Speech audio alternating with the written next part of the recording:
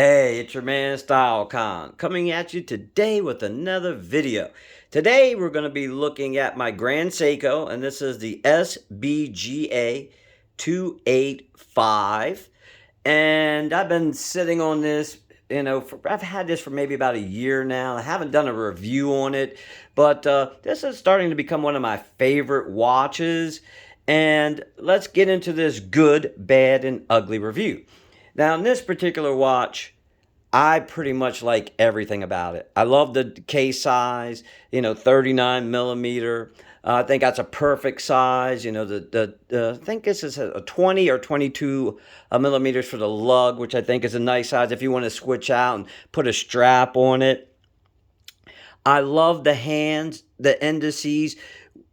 Because of me doing this on video, you're not going to be able to see it, but if you're in direct sunlight, these indices pop like diamonds. You're like, whoa, look at that thing. And then the hands also, the way they've been polished, the light just reflects off of them, and it looks like $1 million watch from across the room.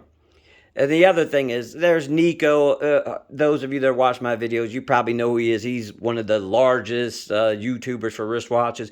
And he was thinking that this isn't a great value. There was the guy from Shark Tank. I don't remember his name at the current time. But he said, these are excellent values. Nico's like, no, they're not. They are excellent values if you buy this pre-owned. This was about maybe $2,500 pre-owned. Now, they sell on eBay between 24 to 26, 2,700 pre-owned. So you're not going to lose a dime. And then obviously, those of you that know watches, this is a way better product than a Rolex, a Datejust. You can't compare the two. Now, obviously, Rolex has the bigger name. No doubt. They have the marketing behind it. But it's not the same. Definitely not. So this is an excellent value. I love a power reserve indicator. To me, that's like a needed function. It doesn't have to be on the front. It could be on the back if it has an exhibition case back. But I do like that. And I do like that this has a screw down crown to add to the water resistancy and or dust and moisture getting inside. And then when you look at this dial, everything is just done perfectly. Look at the second hand, how it gets to the outer chaptering. I mean, it just touches it. You have the minute hand.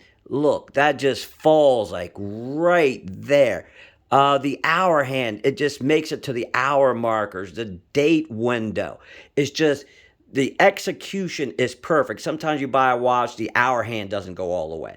The second hand, it doesn't go all the way. This, it touches where it needs to touch. And that's the thing I like about this the most. The attention to detail with this. Now, I know a lot of people don't like Seiko bracelets.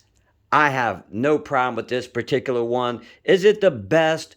No. But for $2,500, is it serviceable? Hell yeah. I still have, oh geesh, I still have this on the back of it. I don't wear this every day. This is more like I'm getting dressed up casually or as a dress watch. But it's not an everyday watch, but I think it's great. Now let's get into the bad.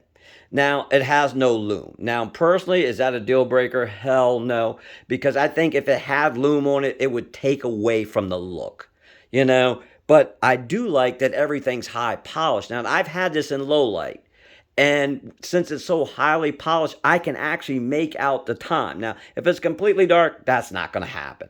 But in low light situations, I have been able to make out the time because everything's so highly polished. And then the crown. I like that it's screw down crown. But the only thing is, I think that is the one detail that I like the least.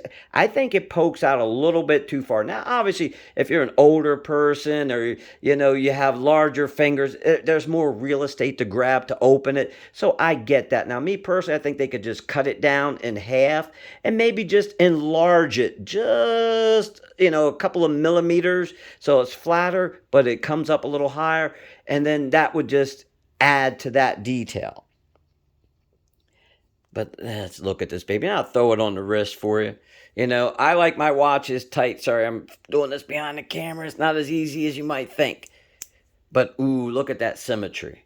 I call it wings. I have a 6 3/4 inch wrist, and then that just works perfectly. Oh, other good thing, drilled lugs. That's always nice to have. And just look at that on the wrist. Ooh, that is beautiful.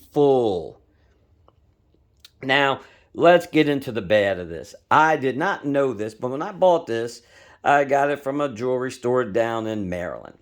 And what had happened is when I purchased it, it wasn't keeping time. So I was like, what the hell's going on?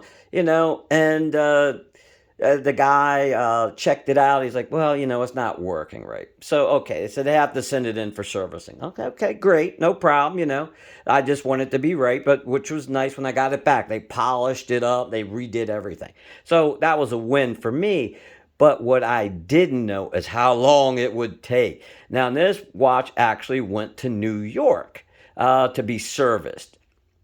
With that, I did not know they couldn't service it in New York. So this watch went all the way back home to Japan. And I was without this for about 4 to 5 months. Now, when I got the service papers back, they said the rotor was dented. I don't know how you dent a rotor, but hey, that's what they stated. That's why it wasn't keeping the time that it should. But I was a little disappointed in the service time. I've had watches that I need to send in typically a month, maybe 2 months at the max. But this was, I almost forgot that I even had the watch. It was gone that long. Then I got a phone call saying, hey, your watch is back in. But what was nice is I already had a warranty with it anyways, and they extended the warranty by a year. So I thought that was a nice added bonus, but it was just the fact that it took so long and nobody notified me. Nobody said, hey, it went to New York, they couldn't repair it, so they had to send it back to Japan. Okay, I got you. But 4 months, I have other watches, so it wasn't that big of a deal, but I wasn't kept in the loop. So that's going to be about the ugliest thing is if you need to get it serviced, depending upon what happens to it, they typically do it in New York. If it's something minor, they can get it back to you fairly quick. Because I was told it would take about a month. It took longer than a month. But then after I called back, I was like 2, 3 months. It's like, well, we had to send it to Japan. I was like, okay, but it would have been nice if you would have called me to tell me. Okay.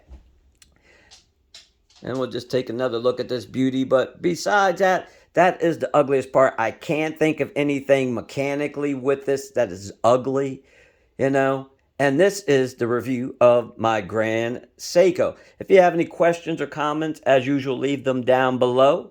And I will check you out in the next video.